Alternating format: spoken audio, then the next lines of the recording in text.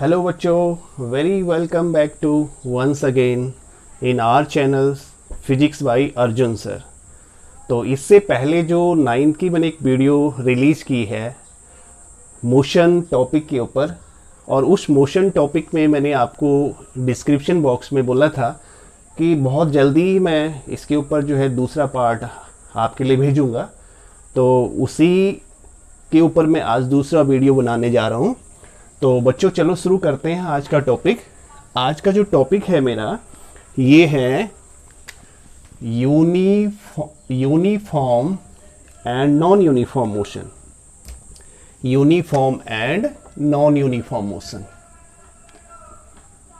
तो चलो हम सबसे पहले डिस्कस करेंगे uniform and non uniform motion कि किसको हम when we say the motion of a body is uniform and when we say the motion of a body is non-uniform. So let us discuss it. तो first जो है uniform motion के मैं ऊपर आता हूं। यूनिफॉर्म मोशन, यूनिफॉर्म मोशन देखिए, uniform motion हम तब बोलेंगे the motion of a body is said to be uniform if body covers equal distances in equal amount of time, in equal interval of time. तो मैं इसको एक graph बनाता हूँ पहले और फिर मैं इसको एक्सप्लेन करूंगा कि मैं क्या कह रहा हूँ। यूनिफॉर्म मोशन के लिए एक टेबल मैं ले लेता हूँ। यहाँ पे ये है डिस्टेंस मीटर में, ये है टाइम सेकेंड में। सपोज करो 0 टाइम में at t equal to 0 distance cover is 0 and in t second distance cover is से 2 meter. Sorry, in 1 second distance cover is 2 meter and in 2 second distance cover is 4 meter and in 3 second distance cover is 6 meter and in the same way in 4 second the distance cover is say 8 meter। ठीक है, तो अब इस table के according देखिए, हम अगर uniform motion को डिफाइन कर रहे हैं तो क्या कह रहा है ये कि यूनिफॉर्म मोशन की डेफिनेशन कहती है when a body covers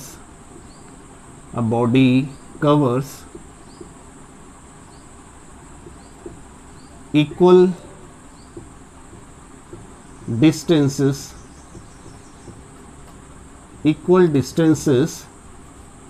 in equal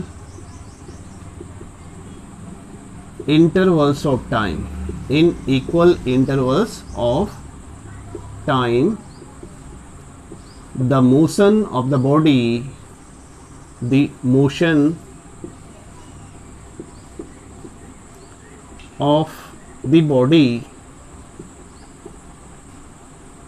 is said to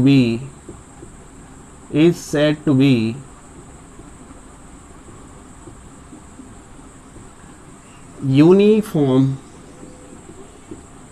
uniform motion.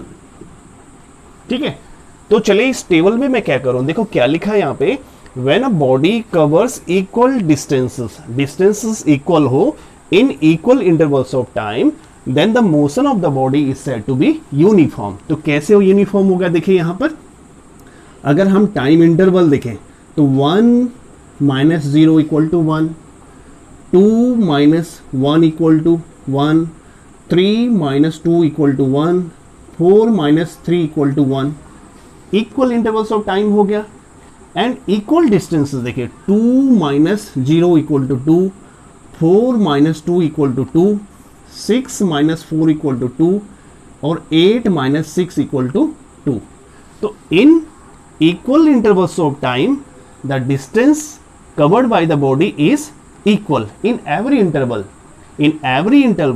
In every equal intervals the distances covered by the body is equal and that is equal to 2 metre here, तो in this case the motion of the body is said to be uniform motion. ठीक है, अब uniform motion के लिए जब हम क्या करते हैं, डिस्टेंस टाइम ग्राफ प्लॉट करते हैं। ये सेपरेटली आगे आपको एक टॉपिक मिलेगा डिस्टेंस टाइम ग्राफ, लेकिन थोड़ा सा हम यहाँ पर डिस्कस कर लेते हैं कि अगर सपोज करो हमें यूनिफॉर्म मोशन के लिए एक ग्राफ प्लॉट करना है, ग्राफ प्लॉट करेंगे हम कि एक्स एक्सिस पे हम टाइम को ले ले सेकंड में, ठीक है, और वाई एक्सिस के अलाउंग हम डिस्टेंस को ले लें मीटर में। ये पॉइंट ऑफ इंटरसेक्शन हो गया ओ, ठीक है।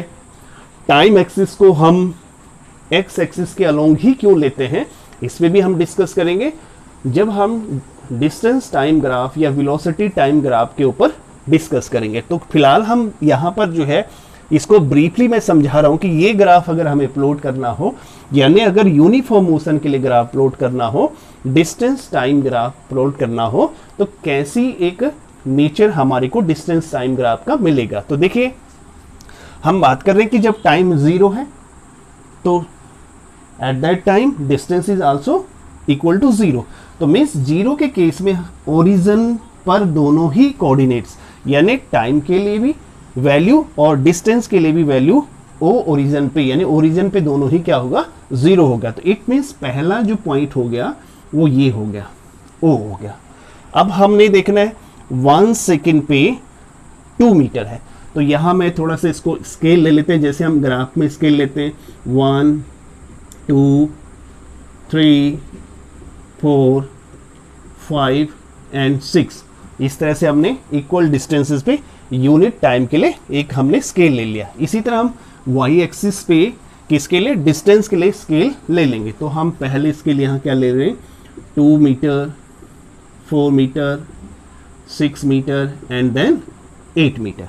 ठीक है, चलो ग्राफ प्लॉट करते हैं इसके लिए। तो यहाँ पर क्या है, 0 सेकेंड में जब टाइम इक्वल टू 0 है तो distance is also equal to 0। It means the first position of the object is at origin. कहाँ पर होगा, ये ओरिजिन पे होगा। ठीक है, तो ओरिजिन पे ये हमारा पहला लोकेशन होगी, ये ओरिजिन पे हमारा क्या हो गया, पहली लोकेशन होगी। अब उसके बाद हम बात करते हैं 1 सेकेंड में कितनी डिस्टेंस कवर होती है, 2 मीटर। तो 1 सेकेंड से आप चलेंगे अलोंग द वाई एक्सिस। ठीक है, क्योंकि हमें 2 मीटर दिखाना है, तो मीटर यानी डिस्टेंस के लिए हम कैसे चलेंगे, अलोंग द वाई एक्सिस। और जब हमें टाइम को रिप्रेजेंट करना है तो फिर हम एक्स एक्सिस के अलोंग चलेंगे। तो यहां से हमें 1 सेकेंड से चलना है और कहां तक चलना है, 2 मीटर तक चलना है। ये हो गया 1 सेकेंड में 2 मीटर। अब इसको हमें टाइम भी दिखाना है, तो टाइम के लिए हम किसके अलोंग चलेंगे, एक्स एक्सिस के अलोंग चलेंगे। कहां से, 2 से स्टार्ट करेंगे और ठीक कहां तक, 1 सेकेंड तक। ठीक है, तो इट मीन्स ये ऑब्जेक्ट की सेकेंड क्या होगी, पोजीशन होगी, ये वाली, ये उसकी सेकेंड लोकेशन होगी। फिर इसके लिए क्या होगा, 2 सेकेंड में 4 मीटर है, तो 2 सेकेंड से चलेंगे और किसके अलोंग, हमें डिस्टेंस दिखाना है तो वाई एक्सिस के अलोंग चलना है, पैरेलल टू वाई एक्सिस। और ये आप इस तरह से चलेंगे और ठीक कहां तक चलना, आपने 4 मीटर के सामने तक चलना है।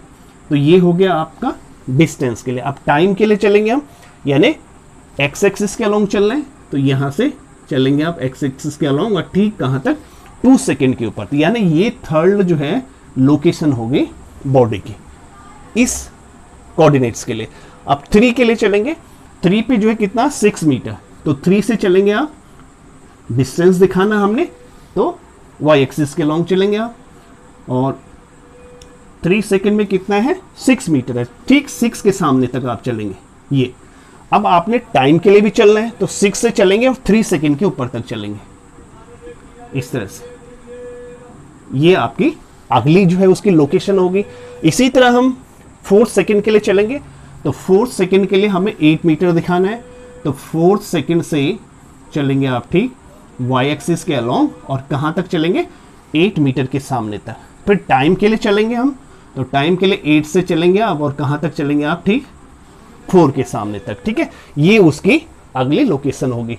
अब आप इन सारी लोकेशन को ज्वाइन कर दो। अगर हम इन सारी लोकेशन को ज्वाइन करेंगे तो कुछ इस तरह का ग्राफ आपको मिलेगा, ऐसे ग्राफ मिलेगा। तो ये जो है बेटी डिस्टेंस टाइम ग्राफ हो गया किसके लिए, यूनिफॉर्म मोशन के लिए। और अगर आप डिस्टेंस टाइम ग्राफ की नेचर देख रहे हैं तो this is a straight line, एक स्ट्रेट लाइन है, बट कैसी स्ट्रेट लाइन है, making a slope with the x axis, जो एक्स एक्सिस के साथ एक स्लोप बना रहा है, मीन्स एक एंगल बना रहा है ये। तो ये उस कंडीशन के लिए होगा जब मोशन कैसा होगा, यूनिफॉर्म होगा। यानी यूनिफॉर्म मोशन के केस में एक स्ट्रेट लाइन आपको मिलेगी, और कैसी स्ट्रेट लाइन, जो एक्स एक्सिस के साथ क्या बनाता हो, एक स्लोप बनाता हो। ठीक है, बाद में हम इस पर डिस्कस करेंगे। तो ये तो हो गया आपका किसके लिए, यूनिफॉर्म मोशन के लिए। अब बात करते हैं हम नॉन यूनिफॉर्म में क्या होगा।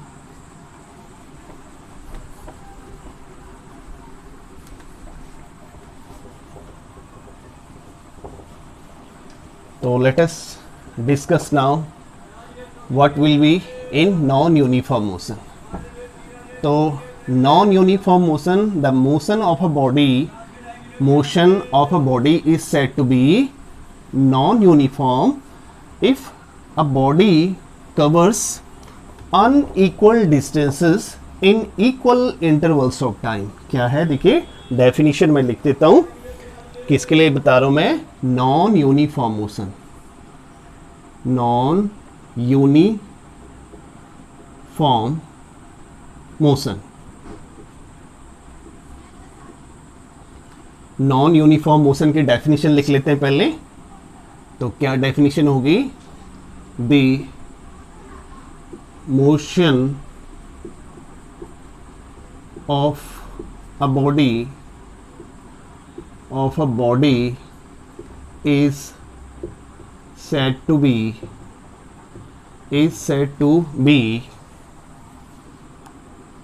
non-uniform if body covers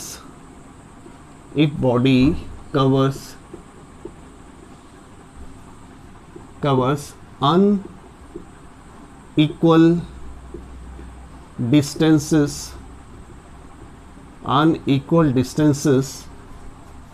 in equal intervals of time, चलो इसको हम एक टेबल से समझते हैं, कैसे हम बोल रहे हैं इसको, नॉन यूनिफॉर्म मोशन। ठीक है, तो नॉन यूनिफॉर्म मोशन भी जो है, इसके लिए जब ग्राफ लोड करेंगे तो आपको दो ग्राफ मिलेंगे, और किस तरह के होंगे उस पर भी हम डिस्कस करेंगे। तो चलो एक टेबल मैं यहाँ पर समझाता हूँ आपको, टेबल के थ्रू कि क्या यहाँ पर हम कह रहे हैं। ठीक है, ये हमने ले लिया डिस्टेंस मीटर में एंड टाइम इन सेकेंड। ठीक है, what I am telling you, the motion of a body is said to be non-uniform if body covers unequal distances. Let us see कि जीरो टाइम में distance cover zero है। ठीक है, and then in 1 second distance cover is 2 meter. Again in 3 second the distance cover, in 2 second the distance cover is say 5 meter. Next in 3rd second the distance cover is, हम यहाँ पर ले लेते हैं कितना, 9 metre. Again in 4th second the distance cover is let us say 16 meter. ठीक है, तो अब यहाँ पर देखिए स्टेबल से क्या कह रहे हैं हम, अगर हम टाइम इंटरवल की बात करें बेटे, टाइम इंटरवल क्या करेंगे, टाइम इंटरवल की बात करें तो 1 minus 0 equal to 1, 2 minus 1 equal to 1, 3 minus 2 equal to 1, 4 minus 3 equal to 1, equal intervals of time है। तो चलो डिस्टेंसेस देखते हैं हम कि इस इंटरवल में कितना टाइम डिस्टेंस कवर हो रहा है, इस इंटरवल में कितना डिस्टेंस कवर हो रहा है। तो यहाँ पर देखिए 2 minus 0 equal to 2, 5 minus 2 equal to 3, 9 minus 4 equal to 9 minus 5 equal to 4 and 16 minus 9 equal to कितना हो जाएगा 7। तो क्या है देखिए यहाँ पर in equal intervals of time the distance covered is unequal everywhere. देखिए 2 3 4 7, 2 meter distance in first interval of time, 3 meter of distance in second interval of time, in next interval of time is 4 meter and in another interval of time is 7 meter. तो in every interval of times each in each interval of time the distance cover is different. So this type of motion of the body is said to be non uniform. अब इसके लिए graph की बात करेंगे. देखो graph कैसे आएगा, graph की नेचर कैसी होगी. अगर हम इसके लिए ग्राफ प्लॉट करेंगे तो easily you can understand what will be the nature of the graph for non uniform motion. तो it will be just like, अगर हम बात करेंगे ऐसी, हम बात इसको जो है ड्रॉ करेंगे तो कैसे ग्राफ मिलेगा. देखिए अगर हम ये यहां पर शो करना चाहते हैं तो क्या हो जाएगा कि ये ले लिया हमने से कितना हो जाएगा 2, अच्छा 2 में ले लेंगे तो ज़्यादा होगा 2, यानी कि हम ले लिया 3 6, ठीक है 4 ले लिया मैंने 4 एंड इधर ले लिया मैंने 8 एंड देन यहाँ पर ले लिया 12 एंड देन ले लिया 16. ठीक है, तो अब इसके लिए हम देखते हैं कि यहाँ ले लिया हमने टाइम कितना 1 टाइम 2 3 एंड 4.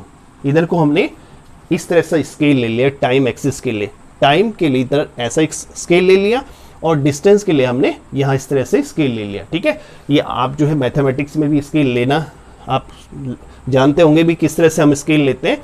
तो चलिए बात करते हैं अब यहाँ पर इसके लिए.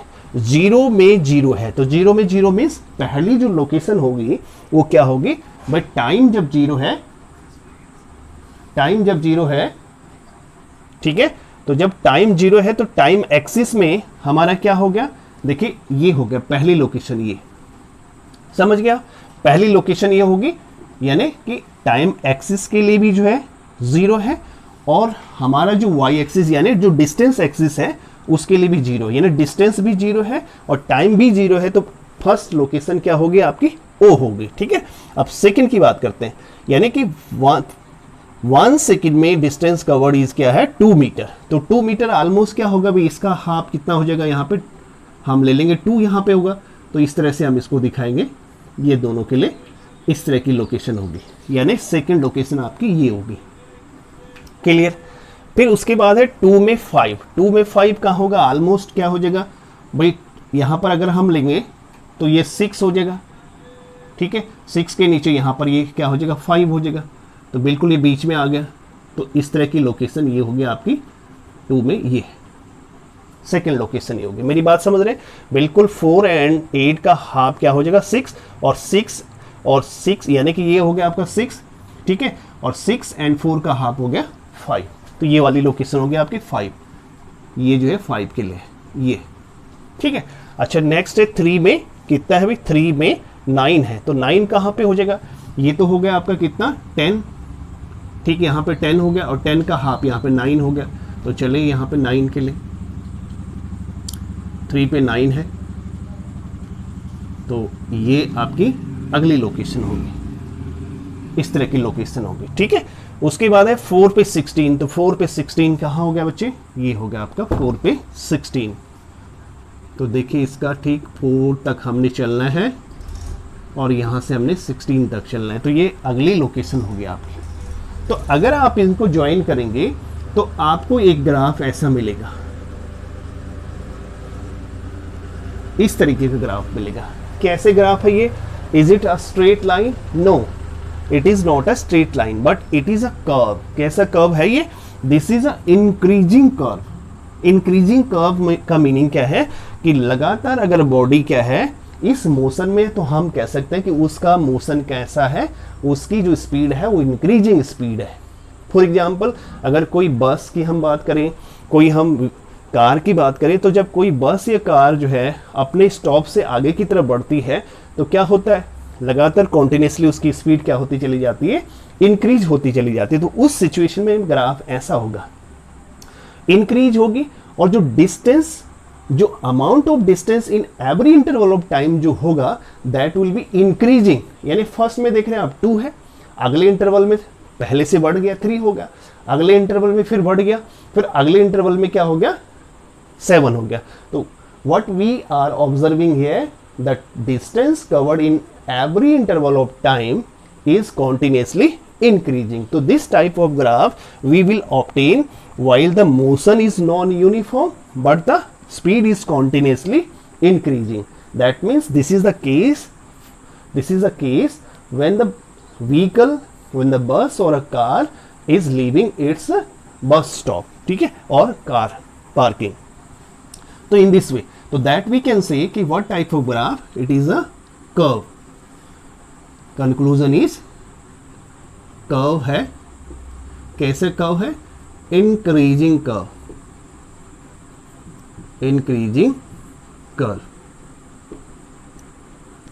ठीक है। ये एक पहला केस बन गया इसका। अब क्या हम बोलेंगे कि इसी तरह का ग्राफ हमारे को मिलेगा नॉन यूनिफॉर्म में? नहीं, ऐसा भी नहीं हो सकता है। आपको एक इस तरह का ग्राफ भी मिल सकता है। कैसे ग्राफ? अगर मैं बात करूंगा तो इस तरह का ग्राफ भी हो सकता है, इस तरह का ग्राफ, ये भी लाइक दिस ही है। This is also graph, this is also curve, but what type of curve? Decreasing curve. This is a decreasing curve, it is a curve, यानी we can say decreasing curve. So it means for non-uniform, either this type of graph we can get or either this type of graph we can get. This is for the increasing speed and this is for the decreasing speed. For example, bus or a car when approaching to the stop, when a bus is approaching to the stop, its speed continuously decrease and ultimately it becomes 0.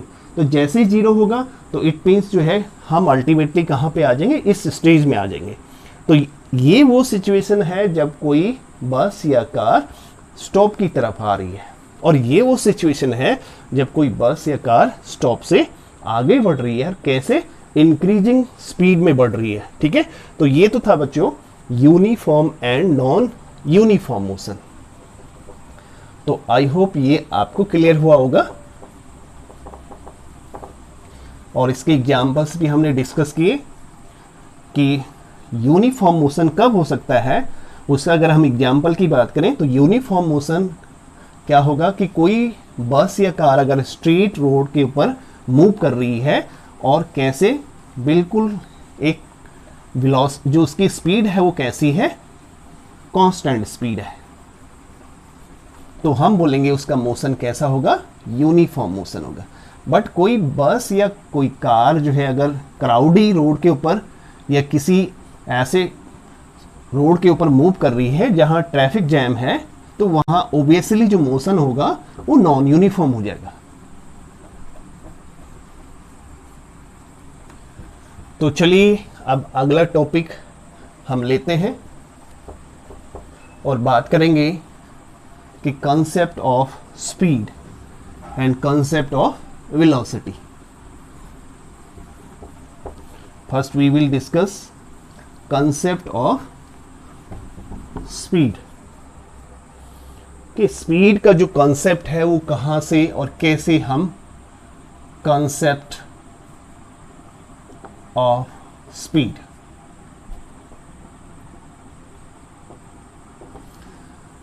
Concept of speed को अगर हमें समझना है तो देखिए हम यहां पर कभी भी जो है अगर हम कंपेयर करते हैं कि लेट अस से कि दो बॉडी है, body A and body B, ठीक है। Body A and body B अगर जो है मूव कर रही है तो कई बार हम क्या करते हैं कि भी अगर मान लो कि ये बॉडी आगे है और ये बॉडी पीछे है, ठीक है, तो हम क्या कहते हैं उस कंपैरिजन में कि body A is moving faster in comparison of the body B. Body A is moving faster in comparison of the body B. What does this mean? इसका मीनिंग क्या है कि इसका मीनिंग है कि जो बॉडी ए है अगर हम दोनों के लिए टाइम जो है सेम रखें तो बॉडी ए जो है उसी टाइम में ज्यादा डिस्टेंस कवर कर रही है in comparison of the body B, यानी कि बॉडी ए बी के कंपैरिजन में ज्यादा डिस्टेंस कवर कर रही है। तो दैट मीन्स क्या है कि एक स्पीड जो है, स्पीड क्या बताती है कि कोई बॉडी दूसरी बॉडी से कितनी फास्ट मूव कर रही है, कि how fast one body is moving than the other body, how faster one body is moving than the other body. तो that means the concept of speed comes from that things, कि जब हमें compare करना होता है, comparison करना होता है दो बॉडी के बीच में, कि कौन सी बॉडी जो है फास्टर मूव कर रही है और कौन सी बॉडी स्लोअर मूव कर रही है. तो उस केस में क्या हो गया कि स्पीड को हम कैसे डिफाइन करेंगे. स्पीड हो गया, speed equal to distance per unit time. Distance per unit time means किसी बॉडी, कोई भी बॉडी जो है यूनिट टाइम में कितनी डिस्टेंस कवर कर रही है, how much distance a body is covering in unit time, that is known as the speed of, that is known as the speed of that body. हम उस body की उसको speed से डिफाइन करते हैं. तो स्पीड की हम अगर बात करें तो स्पीड क्या हो गया बेटे, स्पीड की अगर हम बात कर रहे हैं उसकी एसआई यूनिट की, तो देखिए सिंपली एसआई यूनिट क्या हो गया, डिस्टेंस की जो एसआई यूनिट होगी और जो टाइम की एसआई यूनिट होगी, यानी एसआई यूनिट ऑफ स्पीड किसके इक्वल होगा, SI unit of distance by में एसआई यूनिट ऑफ टाइम. ये पहले भी मैं आपको समझा चुका हूं कि अगर आपने किसी भी फिजिकल क्वांटिटी की यूनिट्स लिखनी है, चाहे वो एसआई लिखनी है, सीजीएस लिखनी है, तो उसके लिए हमें फॉर्मूला उस चीज़ का नोन होना चाहिए. तो फॉर्मूला यहाँ पर क्या है, स्पीड का डिस्टेंस बाई में टाइम. ठीक है, तो that is SI unit of distance is metre and SI unit of time is second. तो what is the SI unit of speed, meter per second. Now we will discuss whether speed is a scalar or a vector. तो speed is a scalar quantity.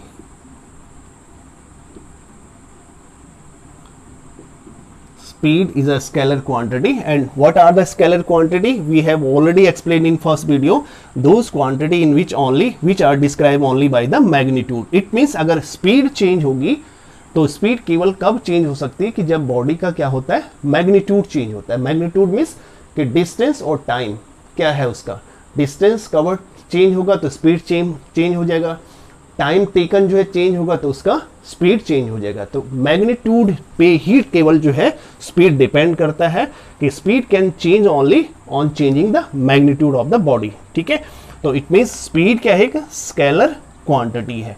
अब हम बात करेंगे concept of velocity.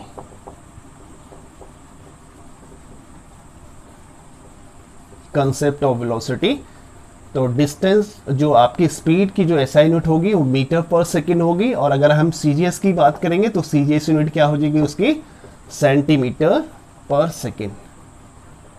Centimetre per second. Now concept of velocity.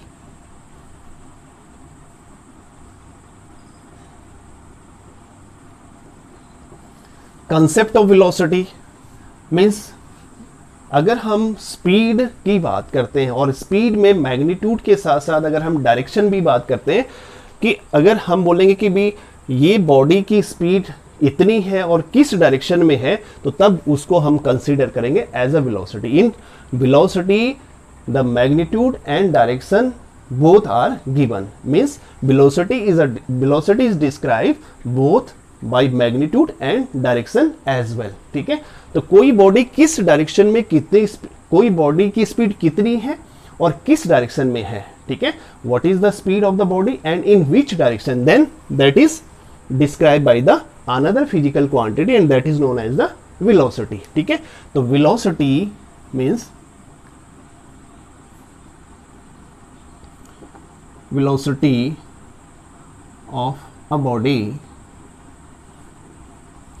equal to displacement by time. Displacement by में time, and velocity change velocity changes by changing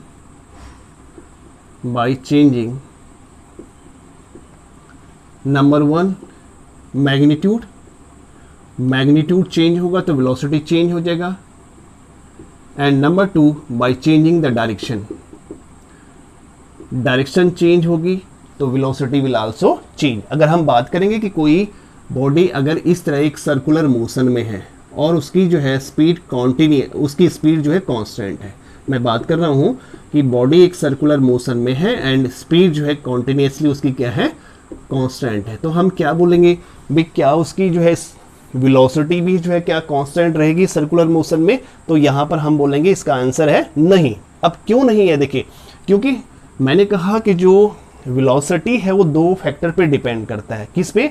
एक तो magnitude पे depend करेगा और दूसरा किस पे डिपेंड करेगा, डायरेक्शन पे डिपेंड करेगा। अगर मैग्नीट्यूड चेंज हो गया तो भी वेलोसिटी चेंज हो जाएगी, अगर डायरेक्शन चेंज होगी तो भी वेलोसिटी चेंज होगी। बट अगर हम यहाँ पर देखें तो मैग्नीट्यूड की जहाँ तक बात है तो मैग्नीट्यूड तो कांस्टेंट है, यानी स्पीड कांस्टेंट है, ठीक है ना। कि अगर जो है हम बात कर रहे हैं कि बॉडी जो है सर्कुलर मोशन में है और 25 मीटर पर सेकेंड उसकी स्पीड है, कॉन्टिन्यूसली यही मेंटेन है, उसने अपनी स्पीड को इसी तरह मेंटेन कर रखा है पूरे सर्कुलर पाथ में, तो क्या उसकी जो है वेलोसिटी चेंज होगी? तो इसका आंसर है हाँ भी चेंज होगी। कैसे होगी?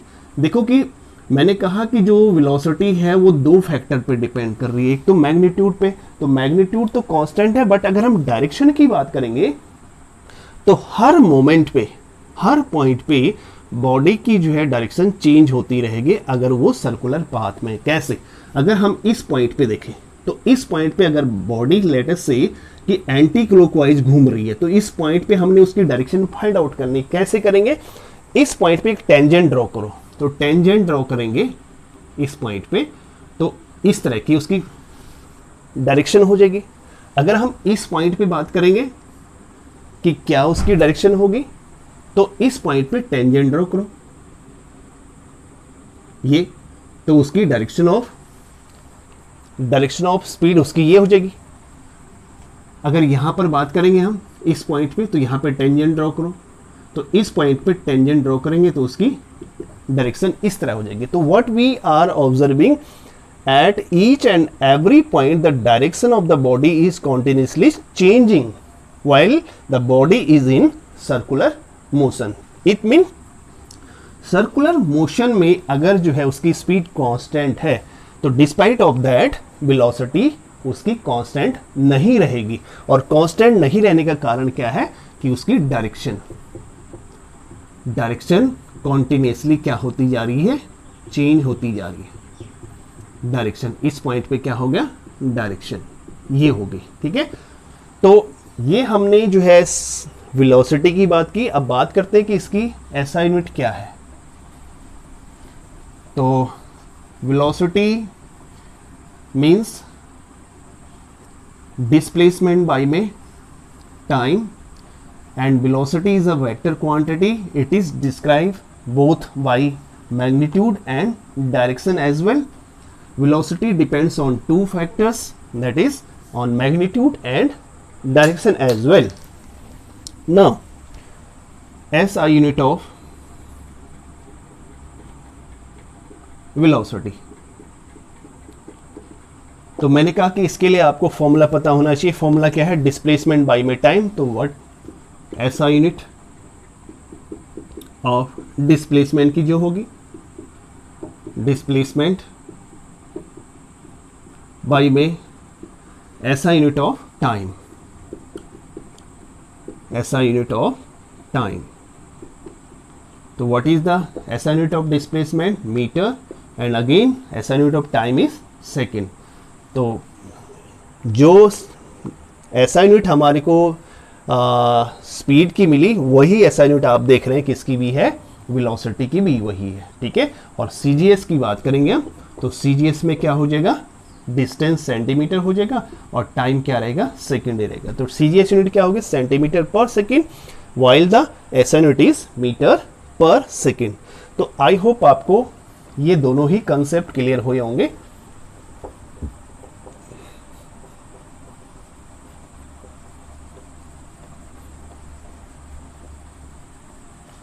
कि what is the speed and what is the velocity. Speed of a body is distance covered per unit time and the velocity is distance covered per unit time, but in which direction? That is velocity. Okay, now we will discuss another physical quantity, that is acceleration.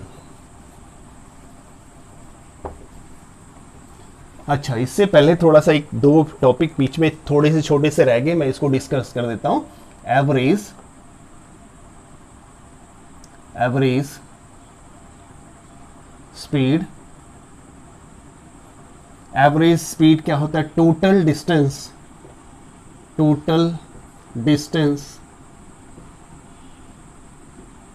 Covered by में total time taken.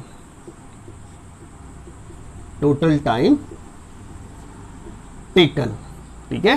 तो what is average speed? The ratio of the total distance covered by the body to the total time taken by the body, that is the average speed. While हम average velocity की बात करेंगे, average velocity, तो average velocity equal to होता है initial velocity plus final velocity by में 2. Initial velocity plus final velocity by में 2, या हम इसको ऐसे भी लिख सकते हैं, और this can also be written total displacement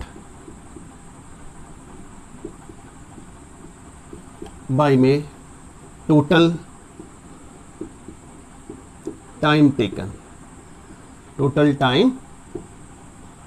taken. This is also average speed and average velocity. बाद में हम इनमें कुछ न्यूमेरिकल करेंगे, तो आपको ये दोनों ही जो फॉर्मूले हैं ये बाद में थोड़ा सा और भी क्लियर हो जाएंगे.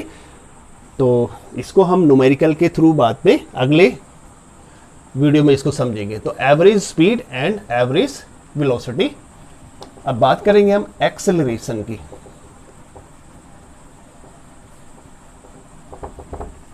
What is acceleration?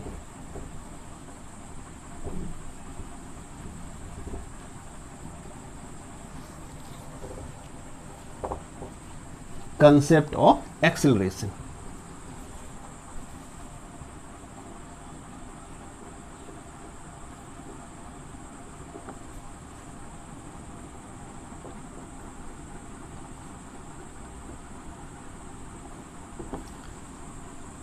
Concept of acceleration अगर हम इसको समझे बेटे, तो देखो, अगर कोई व्हीकल, कोई बस अगर मान लो लेट अस से कि मूव कर रही है, और इस तरह से उसकी जो है कॉन्टिन्यूसली जो है उसकी जो वेलोसिटी है वो चेंज होती जा रही है. ठीक है.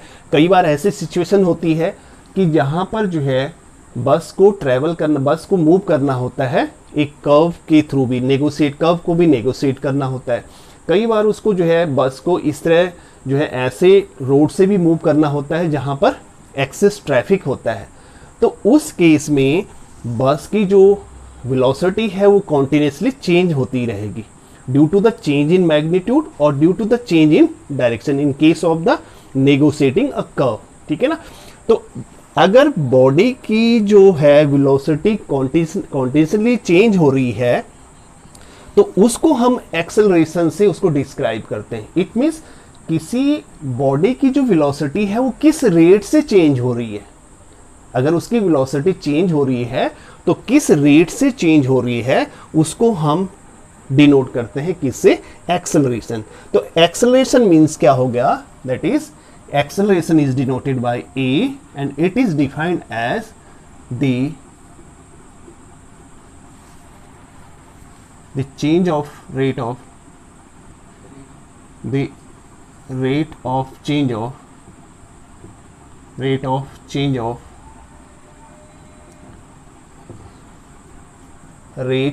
of change of velocity is called as acceleration.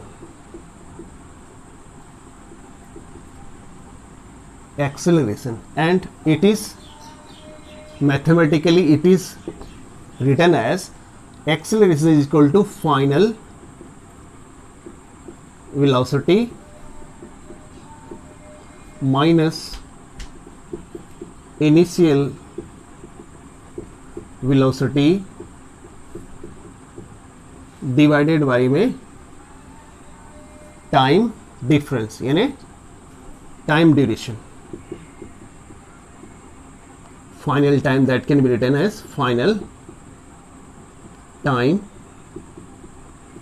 Minus initial time.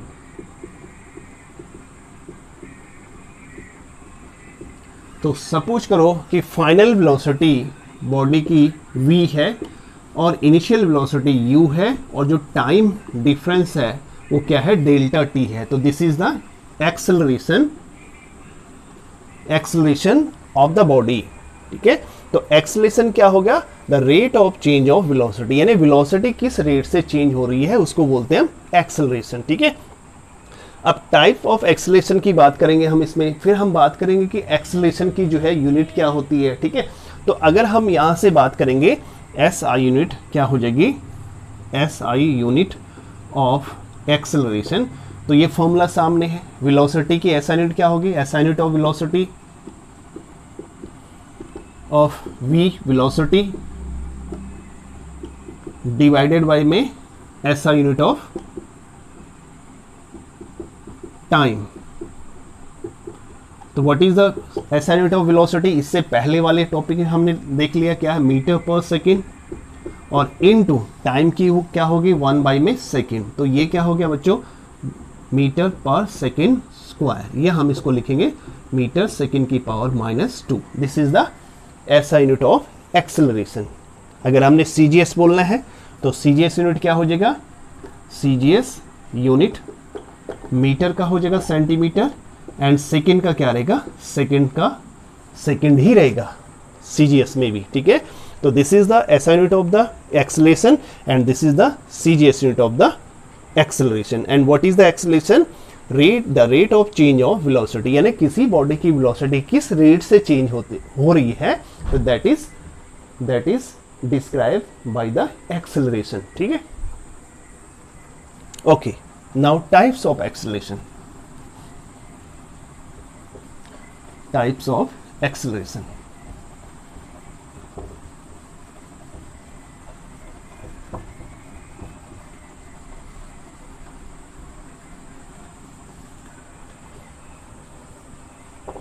तो आई होप आपको ये कंसेप्ट क्लियर हो रहे होंगे. तो what I am telling you now, the types of acceleration.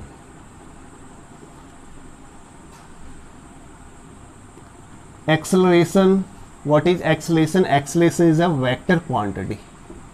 It is a vector quantity because velocity is a vector. अगर कोई भी क्वांटिटी किसी वेक्टर क्वांटिटी से मल्टीप्लाई या डिवाइड होती है तो वो क्वांटिटी भी क्या बन जाती है, वेक्टर क्वांटिटी बन जाती है. तो हम क्या बोल रहे थे अभी, एक्सेलरेशन क्या लिखा हमने, a equal to v minus U by में डेल्टा t.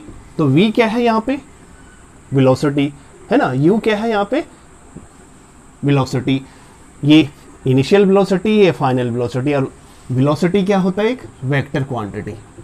तो इट मीन्स वेक्टर क्वांटिटी से यहाँ पर क्या हो रहा है, ये जब कोई भी क्वांटिटी वेक्टर क्वांटिटी से मल्टीप्लाई या डिवाइड होती है तो तब ये क्वांटिटी जो यहाँ पे क्वांटिटी है वो क्वांटिटी भी क्या हो जाती है, वेक्टर क्वांटिटी हो जाती है मोस्टली. तो यहाँ पर एक्सेलरेशन भी क्या हो गया, वेक्टर क्वांटिटी. तो वेक्टर क्वांटिटी है तो ये कितने टाइप्स की हो सकती है, 3 टाइप्स की. Types of acceleration, it may be positive acceleration,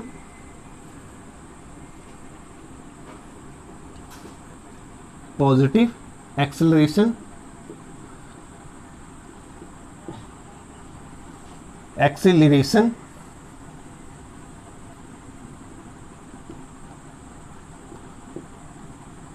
तो किस केस में बॉडी का जो एक्सेलरेशन पॉजिटिव होगा, देखिए फॉर्मूले से अगर हम देखें a इक्वल टू क्या होता है v माइनस यू बाई में डेल्टा t, ठीक है। If v is greater than u, it means क्या है, if final velocity is greater than u, तो in that case u is positive, u क्या होगा, पॉजिटिव होगा, ठीक है। इसको एग्जाम्पल से अगर हम समझते हैं, लेट अस से जो है v यहाँ पर क्या है, v क्या है, v सपोज करो 8 मीटर पर सेकेंड है, ठीक है। u क्या है यहाँ पे 4 मीटर पर सेकेंड है, ठीक है। और टाइम जो डेल्टा t है, लेट अस से ये 2 सेकेंड है, तो यहाँ पर उस केस में a इक्वल टू क्या हो जाएगा, 8 माइनस 4 बाई में 2, that is equal to 4 by में 2, और that is equal to 2 metre per second square, ठीक है।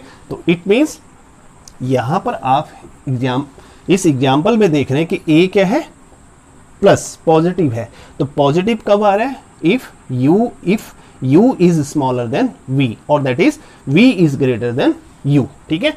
तो उस केस में यानी कि if v is greater than u, तो then a is positive, a is positive, okay। Now हम बात करेंगे नेगेटिव एक्सेलरेशन की। नेगेटिव एक्सेलरेशन, तो if u is greater than v, that is initial velocity is greater than final velocity, so in that case the acceleration a will be equal to negative. How? If let us say u equal to 8 meter per second and v equal to 4 meter per second and delta t equal to 2 second, so in that case a equal to what is 4 minus 8 by में 2, that is minus 4 by में 2, that is minus 2 meter per second square. And this type of acceleration means negative acceleration is also called retardation. Retardation. What? Retardation. If the acceleration is negative, that acceleration is also known as retardation, ठीक है। तो ये इसके लिए जो example है वो तब हो सकता है कि कोई बॉडी जो है कॉन्टिन्यूसली क्या हो रही है कि जैसे कोई बस जो है अपने बस स्टॉप को जो है क्या करती है, लीप करती है, तो कॉन्टिन्यूसली उसकी क्या होती है, स्पीड इंक्रीज होती चली जाती है। तो उस केस में जो एक्सेलरेशन होगा वो क्या होगा, पॉजिटिव। एंड इफ अ बस is coming towards the bus stop, in that case acceleration will be negative, that will be retardation. And then third is zero acceleration. Now we will come to know when the acceleration is equal to 0. It may be 0 in two cases. If the body is not moving at all, या तो body rest में है, ठीक है, means third is zero acceleration. So it will be 0 if one case, if number one body is at rest, body is not moving at all, in that case a equal to 0, and number two, if the velocity of the body is constant, that is v equal to u, means जो उसकी initial velocity है वही continue रहती है और वही उसकी final velocity रहती है, तो उस केस में क्या हो जाएगा, a equal to v minus V, means दोनों इक्वल है, तो हम u के प्लेस में भी क्या लिख सकते हैं, v, ठीक है, since v is equal to u by में डेल्टा t, तो दैट इज 0 बाई में डेल्टा t इक्वल टू 0, तो in that case acceleration is equal to 0. तो what we have got from here, the acceleration may be positive, negative or 0. Positive if final velocity is greater than initial velocity, negative if initial velocity is greater than final velocity, 0 if body is already at rest, and number second if initial velocity and final velocity remains same.